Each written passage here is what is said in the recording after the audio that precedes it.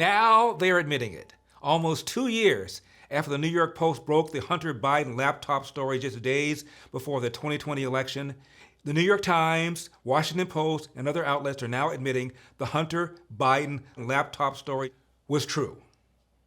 Hunter Biden, the son of Joe Biden, had a laptop. That laptop, well, it went missing. Once it was found, it showed a lobbying operation that showed that Hunter Biden was the beneficiary, obviously, of the relationship that his father had in government.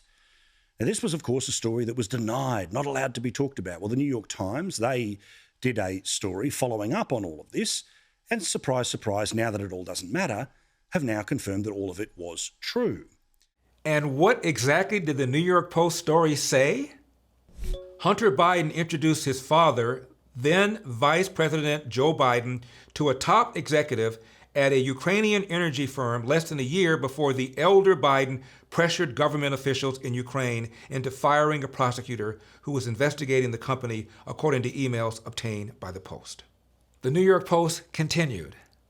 The never-before-revealed meeting is mentioned in a message of appreciation that Vadim Pozarsky, an advisor to the board of Burisma, allegedly sent to Hunter Biden on April 17, 2015, about a year after Hunter joined the Burisma board at a reported salary of up to $50,000 a month. What?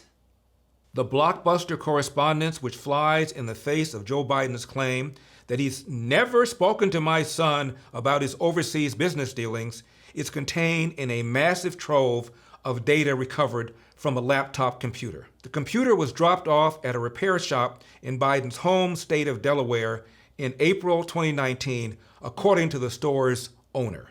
End of quote. And people like CBS's Leslie Stahl dismiss President Donald Trump as, a lying, conspiracy peddling fraudster. This is the most important issue in the country. It's a very important issue to find out whether or not a man's corrupt who's running for president, who's accepted money from China and from Ukraine and from Russia.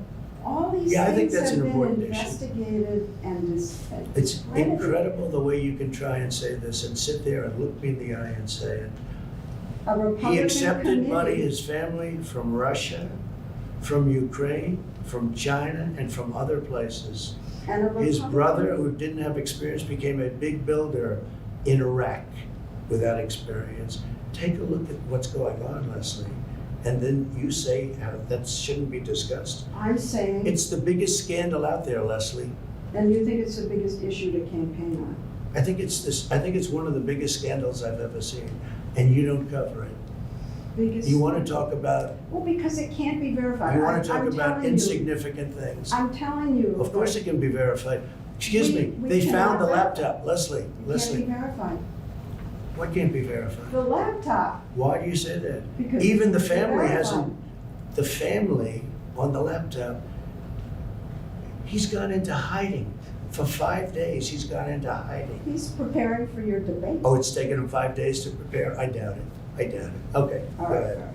The global upheaval caused by Russia's invasion of Ukraine and the crippling sanctions on Russian trade are showing to have massive ripple effects across the world, including right here in the United States. And it's not just at the gas pump.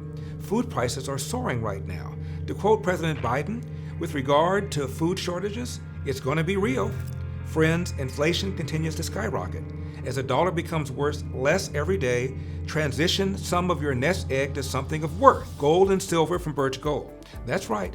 Birch Gold will help you convert an IRA or 401k into a tax-sheltered account in gold and silver. Get started now by going to birchgold.com/Larry. Satisfied customers and an A+ rating with the Better Business Bureau, Birch Gold can help you protect your savings. Go to birchgold.com/Larry to get a free info kit on gold. There is no obligation to get this info. That's birchgold.com/Larry to protect your savings with gold. And then candidate Joe Biden, in a debate with President Donald Trump, flat out lied. Vice President Biden, there have been questions about the work your son has done in China and for a Ukrainian energy company when you were vice president. In retrospect, was anything about those relationships inappropriate or unethical? Nothing was unethical. Here's what the deal. With regard to Ukraine, we had this whole question about whether or not, because he was on the board, I later learned, of a Burisma, a company, that somehow I had done something wrong. Yet every single solitary person, when he was going through his impeachment, testifying under oath who worked for him, said, I did my job impeccably. I carried out U.S. policy. Not one single solitary thing was out of line. Not a single thing, number one.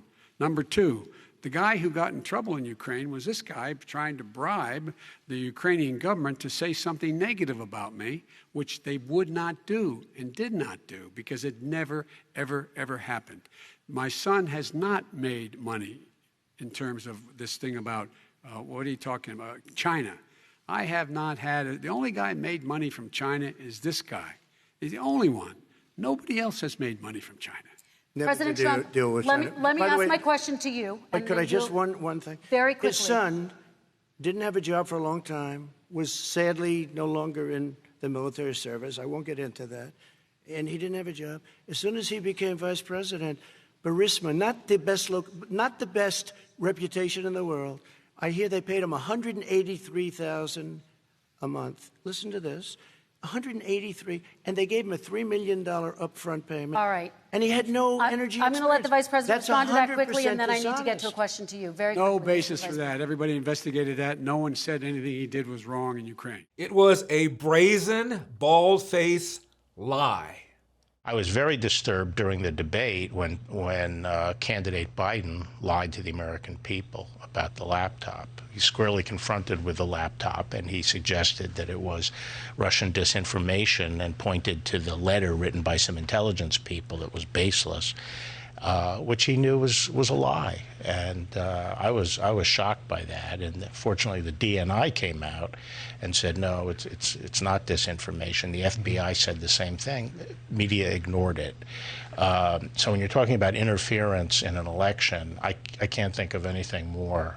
And when the story first broke, the media gang tackled it. I mean, smothered it. Biden's secret emails. A really fishy story. The Post claimed that the emails were found on a laptop computer that was brought to a repair shop in Delaware in the spring of 2019. The FBI is now investigating whether those alleged Hunter Biden emails are actually connected to a larger foreign intelligence operation. They may be related to a foreign intelligence operation. Foreign intelligence operation. Foreign intelligence. Foreign intelligence. Foreign intelligence operation. For all we know, these emails are made up. The information found on the laptop may be part of a Russian disinformation campaign. Part of a Russian disinformation effort. Described by many intelligence experts as having hallmarks. All the hallmarks of a Russian disinformation. Russian disinformation. Disinformation campaign. This is a classic example of the right-wing media machine. And why does this story matter? Well, according to a Rasmussen survey, some 16% of Biden voters say had they known about the story, they would not have voted for Joe Biden. And suppressed it was. 50 former, quote, intelligence officials, close quote, wrote an open letter claiming that the Russian laptop story was classic Russian disinformation. Here's what the letter said. We write to say that the arrival on the U.S. political scene of emails purportedly belonging to Vice President Biden's son Hunter, much of it related to his time serving on the board of the Ukrainian gas company Burisma, has all the classic earmarks of a Russian information operation. The letter continued. We want to emphasize that we do not know if the emails provided to the New York Post by President Trump's personal attorney Rudy Giuliani are genuine or not, and that we do not have the evidence of Russian involvement. Just that our experience makes us deeply suspicious that the Russian government played a significant role in this case.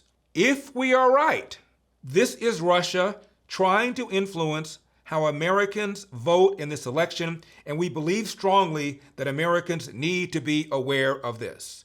And they say there are a number of factors that make us suspicious of Russian involvement. And the bottom line, according to these 50 former intelligence officials, such an operation would be consistent with some of the key methods Russia has used in its now multi-year operation to interfere in our democracy. The hacking via cyber operation and the dumping of accurate information or the distribution of inaccurate or misinformation, end of quote. And they all fell in line. 50 former intelligence officials warn New York Post story sounds like Russian disinformation. Politico, Hunter Biden story is Russian disinfo, dozens of former intel officials say. They were like lemmings. Remember what we knew 13 months ago before the presidential election. We had an eyewitness, Tony Bobolinsky. Yeah. We had actual physical evidence. We had the emails and the laptop, and we knew that the FBI had him under investigation.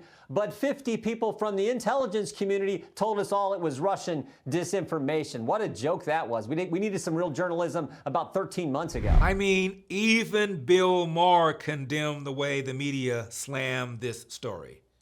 Bill Maher.